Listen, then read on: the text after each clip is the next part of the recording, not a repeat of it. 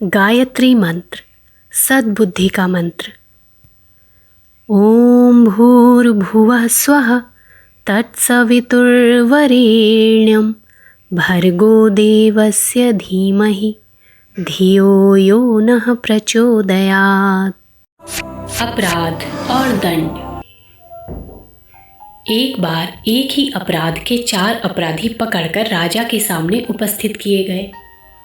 राजा ने एक को बिना कुछ कहे छोड़ दिया, दूसरे को लानत मलामत देकर छोड़ दिया, तीसरे को 10 बेंतों की सज़ा दी और चौथे को काला मुंह करके गधे की सवारी पर शहर में चारों ओर घुमवाया। दूसरे दिन दरबार के एक सरदार ने पूछा, महाराज, एक ही अपराध के व्यक्तियों को अलग प्रकार की सज़ा क्यों?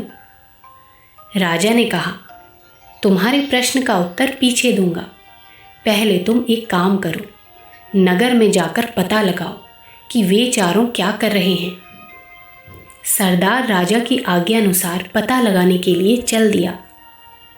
उसने देखा कि जिसे बिना कुछ कहे छोड़ दिया था वो एक उच्च घराने का युवक था। शर्म के मारे उसने आत्महत्या कर ली। दूसरा, जिसे लानत मलामत की गई थी, वो भी सुशिक्षित घर का था। लज्जा के मारे शहर छोड़कर दूसरी जगह चला गया। तीसरा, जिसे बैंत लगे थे, मध्यवृत्ति का व्यक्ति था। आत्मग्लानि के कारण लोगों से मुंह छिपाए रहता था। अपराध करना बिल्कुल छोड़ दिया था और अब भलमनसाहत से गुजारा चला रहा था।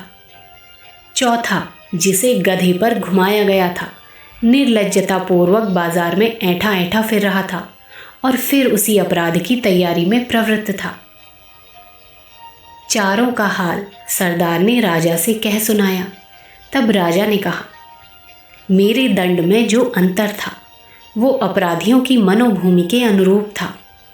दंड देने का उद्देश्य बदला लेना नहीं, वरन सुधार करना है। रोगों की स्थिति देखकर दवा की मात्रा करने वाला वैद्य अन्यायी नहीं, वरन क्रिया कुशल कहा जाता है। अखंड ज्योति, अक्टूबर-नवंबर सन 1942, पृष्ठ संख्या 8।